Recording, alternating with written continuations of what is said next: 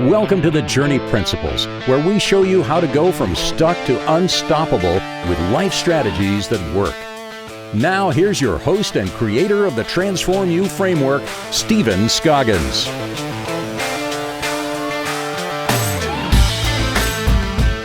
Hey guys, welcome back to the Journey Principles. Here with you today to talk about influences and see how sharp they are. As a reminder, if this is your first time here, all of our content is designed to help you go from stuck to unstoppable in any area of your life. And sitting with me today is my co-host and counterpart, Connor Kraft, Director of Connections with the Journey Principles. And we're here to help you win. So Connor, what's going on, man? How you doing? What's up, man? How you doing? Good, man. It's been a long couple of weeks. We've been obviously, like everybody else, working through the coronavirus. And For sure. Getting, what's the best way to explain it? Pivoting. So hopefully by the time some of this airs, we are planning ahead in order to get you all this content. Hopefully some of it's not, the coronavirus isn't as big of a deal, hopefully. But well, and you know, it's obviously something everybody should take seriously and take precautions and whatnot. I am hoping that by the time this is watched, that we are officially kind of on the upswing and kind of out of that darkness, if you will. But I'm curious, you know, I opened the show with talking about self-awareness. What has self-awareness meant to you the last, 2 years? Because you've gone through a pretty substantial self-awareness Well, I think journey. Self-awareness is really important. I mean, obviously, it's actually one of our 3 buckets. So we teach here at Transform You that there are 3 core things you need to do if you want to build the life of your dreams. You need to map out a life you love. So you have to create a plan, essentially. You have to discover what drives you, which is, to me, just self-awareness, essentially, is what that is. And then the third thing you need to do is build better relationships. And those are the 3 things that really, if you focus on those 3 buckets, if you will, you're going to achieve massive success in building the life you love. So self-awareness is obviously a big piece of the puzzle. It's at least like 33%. And oftentimes, when I hear you teaching people or taking people through the curriculum, self-awareness is almost one of the first places you go. That and basically gaining perspective around where they are and where they want to go. So I'd say it's pretty important. I'd say that self-awareness is a very big one. I've heard a lot of influencers talk about it for years. So, So what have you learned from becoming more self-aware? What are some of the things that you've learned to need to be addressed or overcome? Or Well, I love personality tests. So I could tell you what my Enneagram is. I could tell you what I am on Myers-Briggs. I could tell you what I am on the DISC profile, a number of different things. And I think that as I've gone through the early phases of my career, you know, getting into business when I was 15 and 16, I didn't know anything about self-awareness, personality styles, anything like that. I just thought that I was who I was. And I kind of operated on autopilot without being very cognizant of like different rituals and routines and behaviors. Part of that was being a 15 or 16-year-old. But, you know, I wasn't really aware of the things that I was doing that may hold me back or may push me forward. I was just kind of operating. But what started to happen was after I got a few years into my entrepreneurial business journey, and I was studying successful people, and I was reading Napoleon Hill and listening to Gary Vaynerchuk and Tom Bilyeu and all these podcasts, I kept hearing this term self-awareness. And I was like, well, I guess it's a big thing that's necessary for success. So I went out, I took a bunch of personality tests, and I was really happy with the results. Like I really truthfully enjoy the process of learning more, just learning in general, but learning more about myself. So for me, though, I noticed in terms of actual benefit, once I had taken those tests and read it, not only did I have the experience of, oh, that is me. It's like they literally wrote a book just about me. When you take your test, and some of these personality test guys, you take them, you get your results. You're like, how have they been spying on me? Like, it's crazy. But it's also very eye-opening because you'll notice things that basically you maybe have been doing for a long time, and you know that you do them, but they're traits and tendencies that you might not look at as like anything significant. But then you look at a personality test that says, oh, you're the type of person where you might talk over people. And I read that, I'm like, oh, I kind of do that. And it says that's one of the biggest. I do that to you all the time, by the way. Sorry, podcast listeners who have to deal with that. But so my personality style is more prone to being overly aggressive, being it's high D personality type, and I do tend to talk over people. So I learned that that's a weakness. So now, even though I still struggle with it, I'm still working on that part. But now I know I identified and I can recognize that, okay, that is a stumbling block. So would you say you're more cognizant of it now? Yeah, that's the point. Is since I got more self-aware and took these tests, now I'm aware. So now that I'm aware of the things I need to work on, it's just a process of working on them and trying my best to practice listening and taking everything in. Part of the reason, you guys might not know, but if anyone out there is very ADHD, you might understand me. The reason why I interrupt is not because I want to interrupt. It's usually because I have a thought that I know will leave my brain if I don't get it out right then, and I struggle with that. So anyway, though, I think all of us have different tendencies and personality styles and traits that can hinder us in some ways and can be advantageous. And it's very, very much in our self-interest to identify what those traits are in ourselves so that we can look at ourselves objectively and almost work on ourselves like we're a masterpiece in progress and just fix the areas we're not so happy with and obviously expand upon our strengths. I think it's good to know them.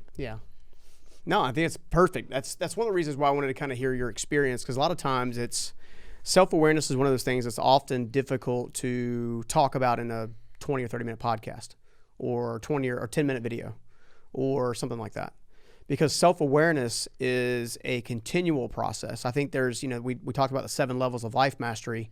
Self-awareness can be through all 7 levels. Right, even though it's technically level, 2? Was it 2 the heavy lifting is at the beginning phase, but continual self-awareness is something you will do for the rest of your life. Most people, when they start out on that journey, are not aware of their self at all. Like, they just taking me or leaving, kind of thing. They're not really kind of focused on can their identity, can their self-esteem, can their integrity, can their character, can all of that be improved upon and better. Another thing is I just thought about this. So let's say I look at self-awareness. I was just looking at it like it's who you are, right? But what if you want to become somebody who's kind of different than how you see yourself today? Would you still say that one of the first steps to doing that is to become self-aware on where you're at right now? Well, yeah, because there's several benefits to self-awareness, but the top ones that come to mind are, first of all, you become uniquely aware of your skills and your strengths, right? What value you bring. Right? What value you can make to a team, what value you can make to a family, how you can position yourself. You'll also become uniquely aware to some of your struggles. You mentioned a minute ago about, hey, look, I'm still working on this over-talking thing, right? This being overly aggressive, being perceived as being someone who's can be aloof or what. Like you see what I'm saying? Those are different things that kind of raise up. That's a really good example, because there's a lot of personality traits that I have that are part of kind of the D personality from a DISC perspective, but also part of my Myers-Briggs. My Myers-Briggs, I'm an ENTP, which is literally called the debater. Now, I don't know about you, but it's very difficult to be friends with somebody who always has to debate everything that you say. And that's kind of how I'm wired. It's literally my personality is what it's called. Well, and see, I'm glad you actually mentioned that, because that is how you're telling yourself you're wired. Okay. Right? So what I mean by that is that you may have natural tendencies to act and react in specific ways, but when you grow from immaturity to maturity, that awareness itself sets you up to build relationships rather than hinder the relationships. Well, and there's also such a thing, like if you look into the Myers-Briggs, there's such a thing as a mature debater versus an immature debater. So when you're earlier in the process and you're immature in your personality style, there's maturity and immaturity in both the DISC and the Myers-Briggs, by the way. But if you look into personality styles a little bit more, this is kind of, I don't want to say an advanced concept, but maybe more intermediate. But you'll notice that it's a spectrum still. It's not like all of the weaknesses are going to totally hold you back. There are people who are very well-rounded because they have gone through this process of getting self-aware. They've polished up their weaknesses so that it doesn't hold them back and hinder them, and they've really, really ironed out their strengths so that they're a machine. Yeah, for sure. For sure. And those are some of the things I think we have to think about. We have to kind of walk through those things. So I'm glad you mentioned the assessments, because one of the best things you can possibly understand is a couple different areas. So one is tendencies and conflict resolution, how you deal and communicate with other people. Now, one of the tools that we use, that we even offer, is the DISC personality profile. Right. I went, and it was so pivotal for me. I went to a live event years ago. I had a good friend of mine, a guy who became a good friend of mine, teach me for the first time what DISC was and what DISC stood for and how I could apply it to my life and how it applies to my team and how it applies to my family. And it was instrumental in giving me better personal awareness of the things that I can improve upon. And I began putting things to work and began being seen in a more positive light when I was around each of those relationships. So that's pivotal one, number one. The second one is something we offer is the motivators. So 7 value motivators. All right, so 7 value systems that motivate much of your behavior, right? So if the DISC is how you do things, right, this would be the why you do things, right? Why are certain people motivated for an ROI, where certain other people are motivated to have more of an altruistic perspective? Why are certain people geared towards systems and processes in a slower pace, while other people want to do a skyrocket and not worry about the details, right? Each of these different factors kind of placate and determine kind of how you're wired and how your DNA is kind of shaped up. I would say that there's no right or wrong, and I would also say that there are strengths and struggles to each one of those, and the idea of self-awareness allows you to focus on operating in your strengths while letting other things happen, employing other people, having other people, working with other people that can help you with your blind spots and your struggles. Okay, so those are 2. And just being aware of certain blind spots. Like, okay, a perfect example, okay? I am aware that I have a tendency to interrupt, okay? Because of that awareness, though, I can now, like that can obviously cause a lot of distress in relationships. But I can go to them and say, hey, I'm sorry, I know this is something that I struggle with. I want you to know I'm not coming from a place of, trying to be a DICK. iTunes, love you. I'm not coming from that place, and I can explain myself and say, hey, this is something I struggle with. I'm working on it, and I feel like that person would give you a little bit more grace because they understand. Yeah, because you're being open. You're being open. You're being self-aware, rather than just operating like that. And and I'm not saying use it as an excuse. I'm just saying I'm trying to say that that awareness can help you, because even if you have this weakness that you're like, oh, I don't even know if I'm going to be able to overcome that, just being aware that the weakness is there allows you to navigate around it. Yeah.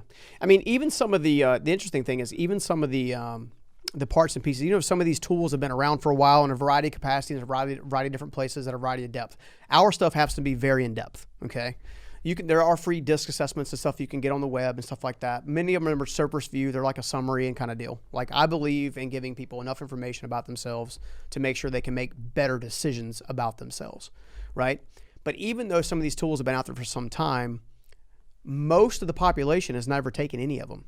Or if they've taken one, right, they haven't taken a true picture, meaning they haven't taken a combination tool like the peak performance tool that we have, for example.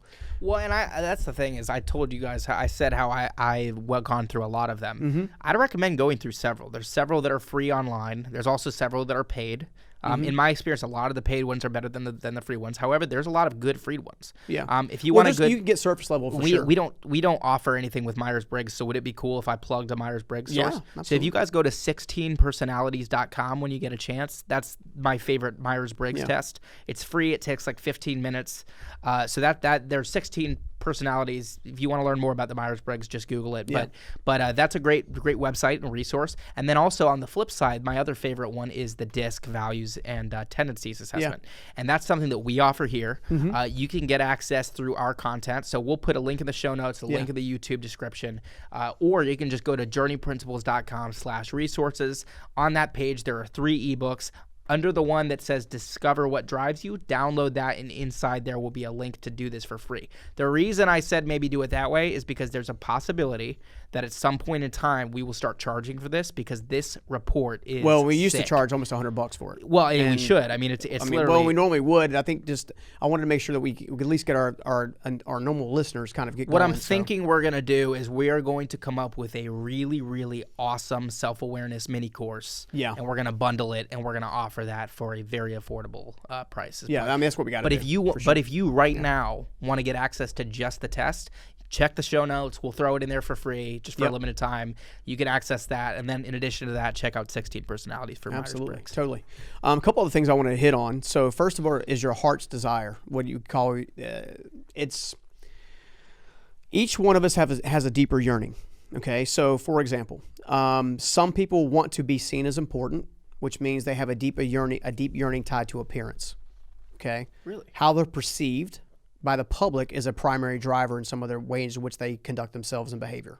In other words, they can be deeply offended if they're put to look like they're put in a bad light. Wow. Right? I think I have a decent amount of that one, actually. Yeah, you probably do. Yeah. Another one is authority. These are people who enjoy authority. Some would even say power. Oh, I like that one too. Right. And then the third one is actually impact. So these are people that want to have a deep, valuable impact to others' lives. So we don't have the assessment just yet to kind of show this off as something we're building to kind of help you. But as soon as we get that, we'll help you do that. So when Connor's talking about the ultimate self-awareness tool, We can throw something in there. I'm doing my best to put all this together in one place at one time. So when you get done, you really By the way, yourself. guys, depending on when you watch this, when that is live, we'll actually put a link to that course or that mini course or whatever you can go buy in the description. Yeah. I'm going to try to convince him to sell it for under $10. So we'll see what I can do, but that would be awesome.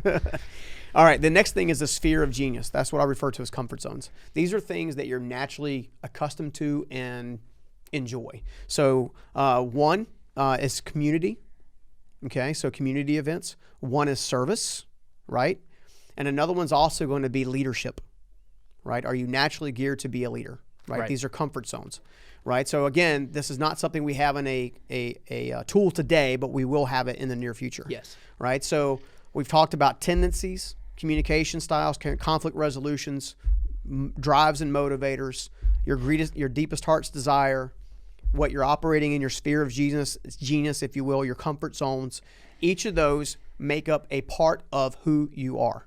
Okay. The best thing you can do is to get self-aware to the best of your ability in all these different pieces.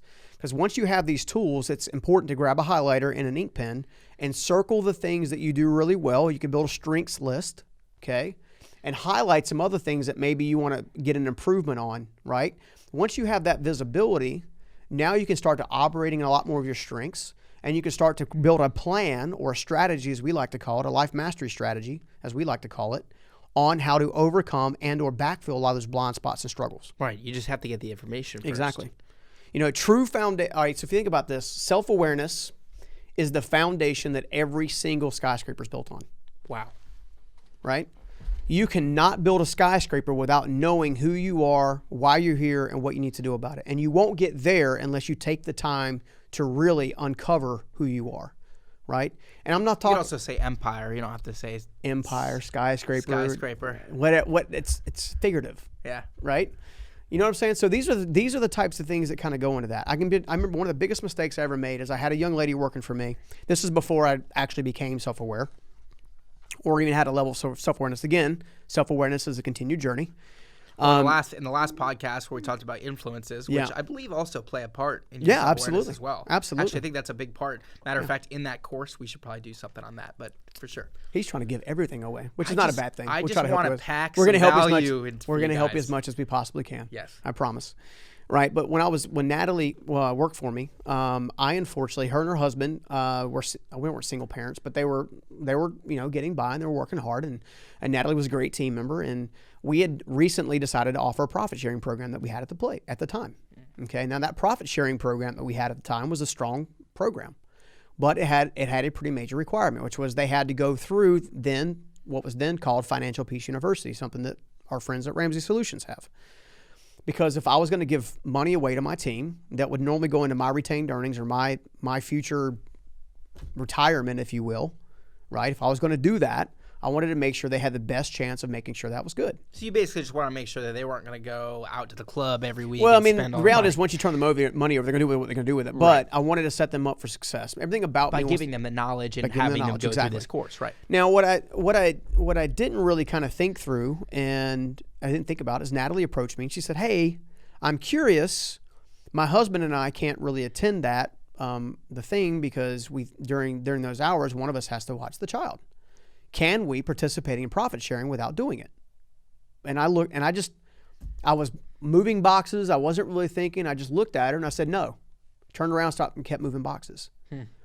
Out of the corner of my ear, I hear sniffles of crying. And I'm like, whoa. And I turned her around and she's like in tears. And I'm like, whoa, what just happened? What just happened?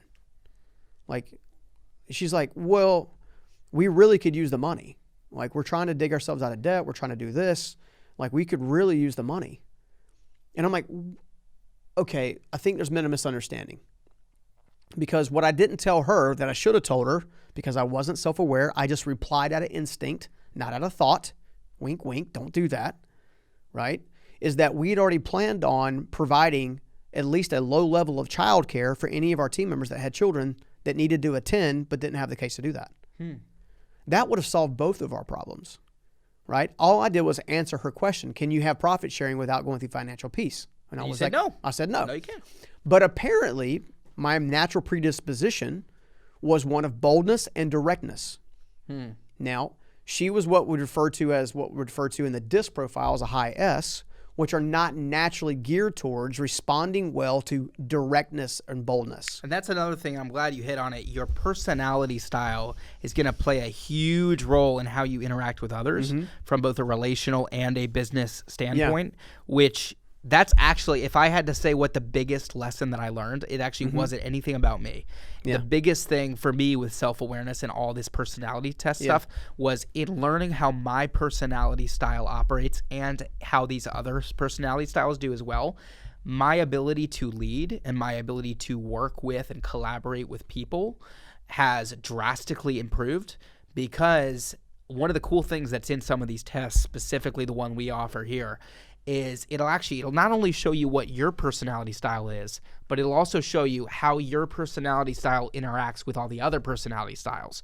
So it'll make you better at interacting with other people. So like I said, I know that for a D, which is Steven is a D as well, it's difficult to communicate with someone who is a high S without typically either hurting their feelings unintentionally by being overly direct, or so, which is kind of what he's talking about. But I just wanted to I mean, you got to. There's certain personality traits that either hinder or help relationships, and as you grow in maturity, a lot of the things that used to hinder now become help.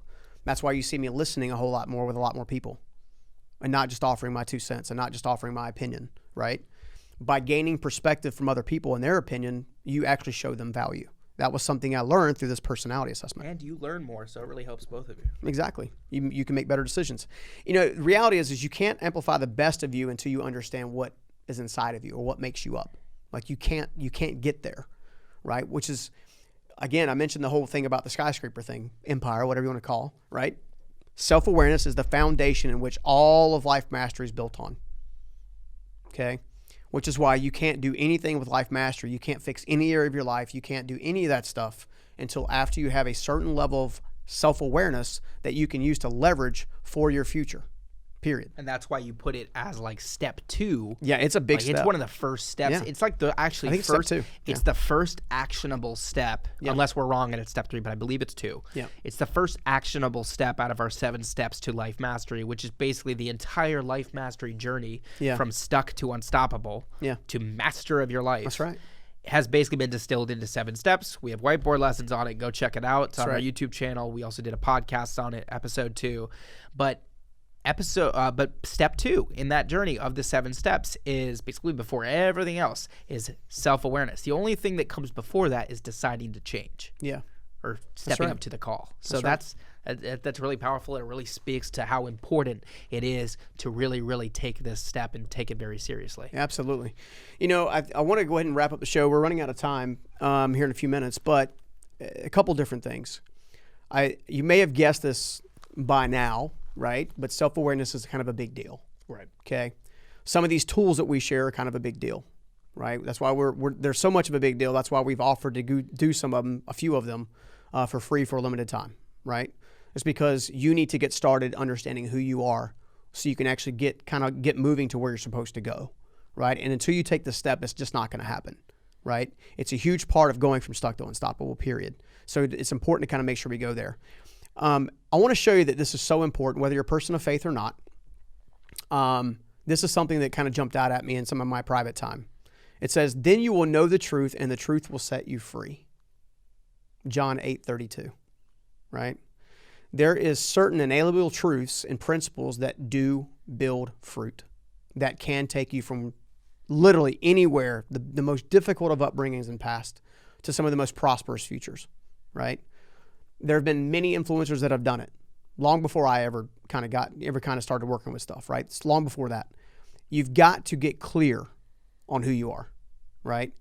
And the question we always get is how. Clarity is power. Clarity is power. Clarity is power. The question we get most often is how, right? we're going to go ahead and, to Connor's point, we're going to put in the show notes a way to take the assessment. So we have many different resources as possible. We'll throw them in there. You are more than welcome to check out some of the stuff Connor's already mentioned, because, again, it's important that you get the principle of self-awareness more so than you're getting stuff from us. Mm-hmm. That's more important to us, right? Once you take the assessment, take the time to study your assessment and reflect. Okay? There was an old joke that Chris Lacroto told me one time that basically said that he had a guy come up to him after he took an assessment, and the guy said, well, it's 90% me. And then he kind of handed it off to his wife, and she's reading through it. She goes, oh, no, you're the other 10% too, right? So be honest with yourself. None of us are perfect. We're not expecting you to be, and you shouldn't expect yourself to be. Well, and it can be hard to do that sometimes, you know, as you probably saw a couple podcasts ago, you know, we went through mindset. Yeah. And we did an exercise where he basically had me rate on a scale of 1 to 10 which mindset traits I thought I exhibited. And I was mostly right about myself. I was probably about like 80 to 85% accurate, maybe a little bit more. But there was about 10% of the things that he had to go, I'm pretty sure you're a little bit off on that one. That's right. And so it's important to have an outside perspective. For sure. For sure. But after you do that, so take the assessment, reflect, acknowledge what you're good at, acknowledge where you need to improve upon. Nothing wrong with that. No harm, no foul. No one gets hurt, right? So take the time to do that. After that, can commit to just maturing that level. Maturing that level. What do you mean commit? By that? I mean, if you already know that you're not a great communicator because you have a tendency to overtalk people or not to listen, the way to mature that is to intentionally begin to go into conversations looking for ways to listen. Like some of the things that I used to do, 2 things. I used to give all the credit away even if I did it, okay? Because I wanted to eliminate any perception of conceited arrogance, okay? Rather than taking credit for something that I did well, all right? Because a lot of times you're forgetting all the other people that helped you do it, to be honest, right? So I began giving credit away, and then it became who I was. Now I'm not focused on like how much of an influencer I am. You've asked me before, man, we're gonna make you famous. I'm like, I don't need to be famous. I need to be impactful. I need to make an impact. That's all. And I go, in order to be impactful, you got to impact a lot of lives. You don't technically have to, but how are you going to reach a lot of lives unless you're known? In many ways, I've already achieved my earlier goals.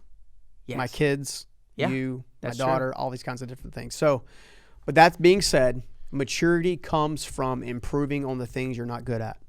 Intentionally, and not being mad about it, not being hateful about it, right? If you're a bad communicator, you're a bad communicator. Work on it, right? Seriously, like there's nothing wrong with that, right? Yeah. If you're not good at making decisions, don't condemn yourself for not the at things all. You're struggling with. Not at all. Don't. Not at all. So hopefully this has given you some kind of perspective on how important self-awareness is, some practical steps to kind of figure it out, and different ways in which you can start to kind of work on it. If you've got questions at journeyprinciples.com, always. Doesn't matter what you ask, even if it's about this, about self-awareness, some of the assessments. We're happy to help you any way we can. journeyprinciples.com/resources for some of the resources we talked about. Connor will make sure that some of the other things are actually in the show notes as well for your benefit. And in the meantime, just know we're here for you. We're here to support you. We're here to help you win, and we can't wait to see you on the mountaintop of your choice. Until then, take care. We'll talk to you again on the next Journey Principles. See ya. I'll see you in the next video. And please, if you don't mind and you enjoyed the life mastery content we're building, consider hitting the subscribe button and also hitting the bell so you'll be the first to get notified anytime we release new content.